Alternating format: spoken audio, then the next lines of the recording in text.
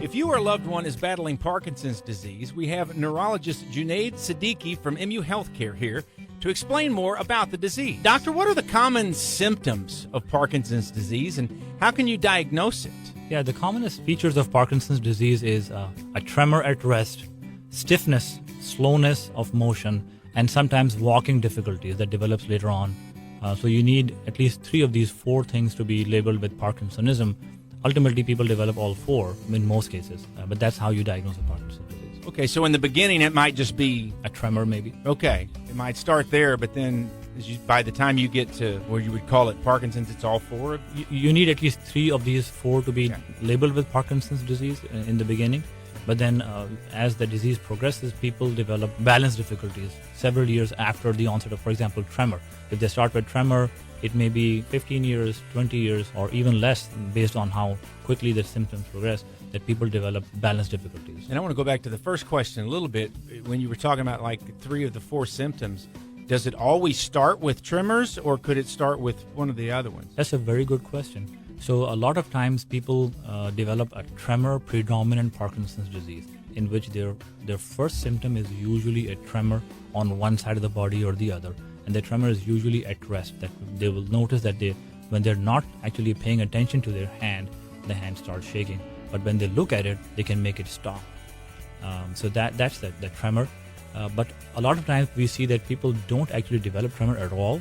They start with just being stiff and slow. And that also starts from one side of the body or the other. Are there risk factors for developing Parkinson's disease?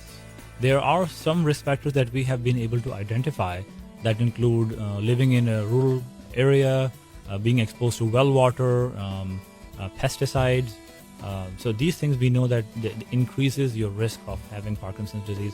But it's not just this, because we know that some people do this all their lives, but then they don't develop Parkinson's disease. So we've also been able to identify some genes that predispose or even cause Parkinson's disease, like in families. So we think that it's a combination of being susceptible from your genetic side, and then being exposed to these environmental factors that leads to people developing Parkinson's disease. But we don't know the answer for sure. Doctor, what are some of the new treatments that are available now for Parkinson's disease? Well, currently there are a lot of medications that are available. That people usually start with medications when they treat Parkinson's disease, and then they go for something called interventional therapies. The 2 currently available in the U.S. are deep brain stimulation. That is the most commonly performed neurosurgical procedure for Parkinson's disease, and that is advisable that it be done earlier in the course of the disease rather than later, when people can get benefit from improvement in their tremor, stiffness, and slowness, and then have more sustained ability to take care of themselves and mobility, rather than actually late in the disease when they have lost some of the mobility. And then the other main thing is something called DOPA, which is just the oral medication that is usually taken in the beginning. It's like Cinemet, It's the same medication, but it's in a gel form that is continuously infused into the intestine. And we do that too. MU offers both of these interventions. What makes MU Healthcare so well equipped to treat Parkinson's disease cases? Well, we have 2 fellowship-trained movement disorder specialists to start with, and then we have a multidisciplinary approach to dealing with Parkinson's disease patients. Because Parkinson's disease patients have such a broad array of challenges, like balance difficulties, speech problems, other issues like blood pressure regulation problems, that it is advisable that they ultimately see a lot of different providers. What we do is we combine all these services into a multidisciplinary clinic that we see Parkinson's disease patients in.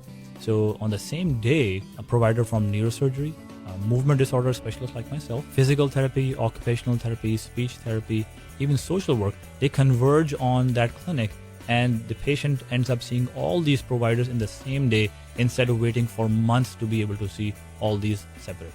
So in addition to the multidisciplinary clinic, we also offer deep brain stimulation surgery and the DOPA pump, and then that's under the MU Health umbrella. Is there anything that you can do to reduce your risk of developing Parkinson's disease? Well, it depends on what the risk factors are, and then we discuss some of them at the start. So perhaps try to find out if you have somebody in the family who has Parkinson's disease, and be aware of that. If that does increase, it might increase your risk of developing Parkinson's in the future. Number one. Number two, if you're living in a rural area, try to not drink well water, I guess. But these are only some of the things that we can say. But there's no definitive way to actually prevent Parkinson's disease that we know of, at least at this time. MU Healthcare is hosting a Parkinson's disease patient and caregiver conference on August 24th at the Holiday Inn Executive Center. For more information and to register, go to muhealth.org/Parkinsons.